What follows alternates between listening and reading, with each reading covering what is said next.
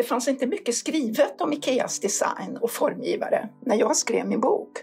Men desto fler förutfattade meningar tyckte jag. Ikea har anlitat otroligt många formgivare genom åren. Och Ikea själva hade inte riktigt koll på den tiden. Att bygga ett riktigt möbeltempel i Älmhult i Småland 1958, det var vågat kan man tycka. Men Ikeas berömda koncept fanns redan på plats. Man hade katalogen, numera hemsidan, och det nya varuhuset. Där visade man möblerna i inredda miljöer. Lägg märke till hur oerhört noggrant och detaljerat de olika miljöerna på varuhusen fortfarande är inredda. Och kunderna fick köra hem sina platta paket och montera själva. Sortimentet är alltså själva affärsidén och är Ikeas identitet. När jag träffade Ingvar Kamprad 2008 så blev jag imponerad av att han hade total kontroll över sortimentet.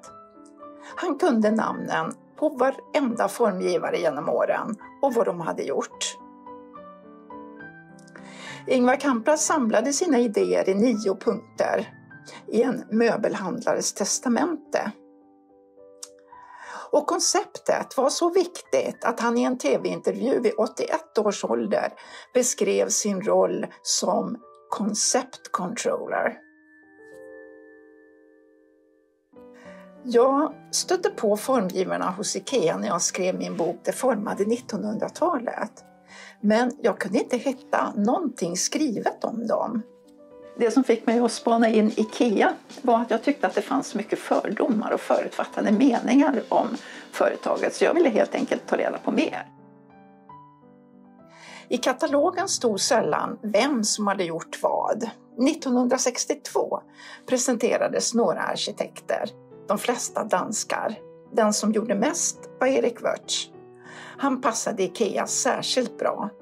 Han och Lena Larsson hade vunnit en tävling om monteringsbara möbler för NK. Och det passar ju Ikea särskilt bra. Motståndet var så stort från hela möbelbranschen så det var svårt att rekrytera formgivare. Men Bengt Ruda gav Ikea en fläkt av känd Stockholmsarkitekt. Hans stil passade inte alltid. Fåtöljen Cavelli tyckte man var för komplicerad och dyr. Hans safaristol Cicada levde däremot länge. Gillis Lundgren följde med Ingvar Kamprad ut till leverantörerna och de utvecklade sortimentet tillsammans.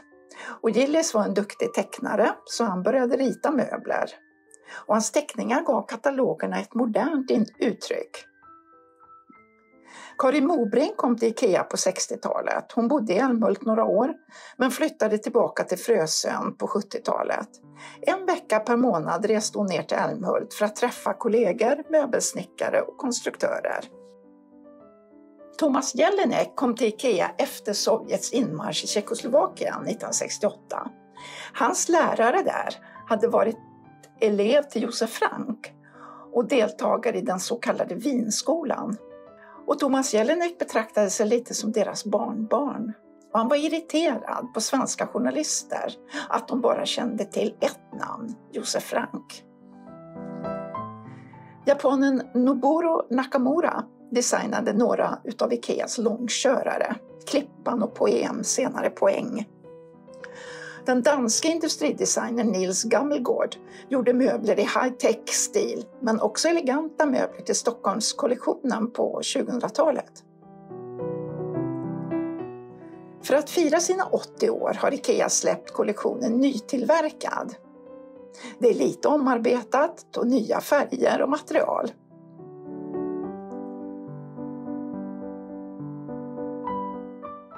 Eftersom Ikea expanderade kraftigt på 80- och 90-talen har någon påstått att Tord Björklunds möbler finns i flest hem runt om i hela världen.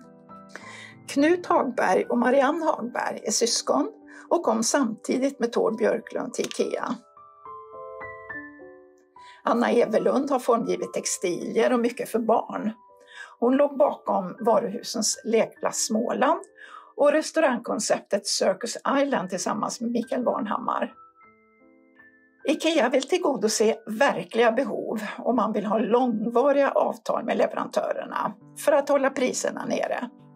Därför arbetar IKEA med egna stilar. Då kan man bibehålla bassortimentet men ändå haka på kortare trender. Det gör man genom att ändra proportionerna mellan stilarna och följa upp med olika underavdelningar. Man har också en egen färgpalett som man experimenterar med. Varje år justeras den för de olika stilarna så att också helheten harmonierar. I särskilda kollektioner ges utrymme för experiment och de är mer designmedvetna och samtida. När IKEAs unga radikala kunder vuxit upp och ville inreda sina hem lite mer borgerligt tog IKEA fram den första Stockholmskollektionen.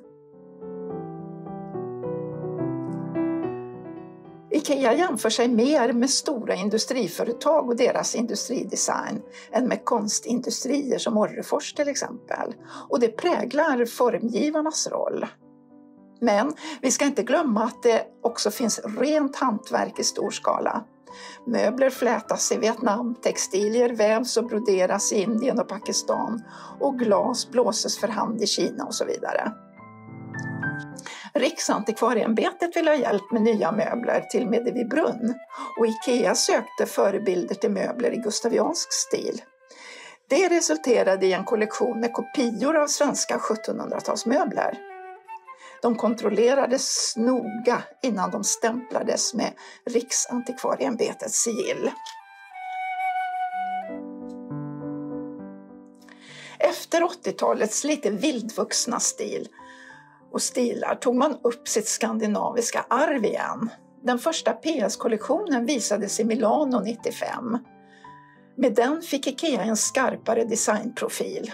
Hans Brindfors kom på PS Postscriptum, det senaste och ett tillägg till det ordinarie sortimentet. Man har också regelbundet samarbetat med svenska och utländska konstnärer inom olika genrer. Redan från början knöt IKEA till sig kända formgivare, både tillfälligt och lite mer långvarigt. I katalogerna är de ganska undanskymda, men i efterhand, när designernamnen blivit så oerhört viktiga, plockas de fram. Och IKEA surfar på trendvågorna genom att samarbeta med olika formgivare. När 10-gruppen upplöstes 2015 övertog IKEA deras arkiv.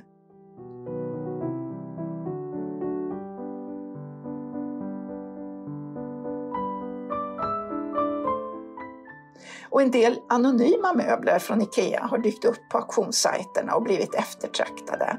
Här är 2 exempel.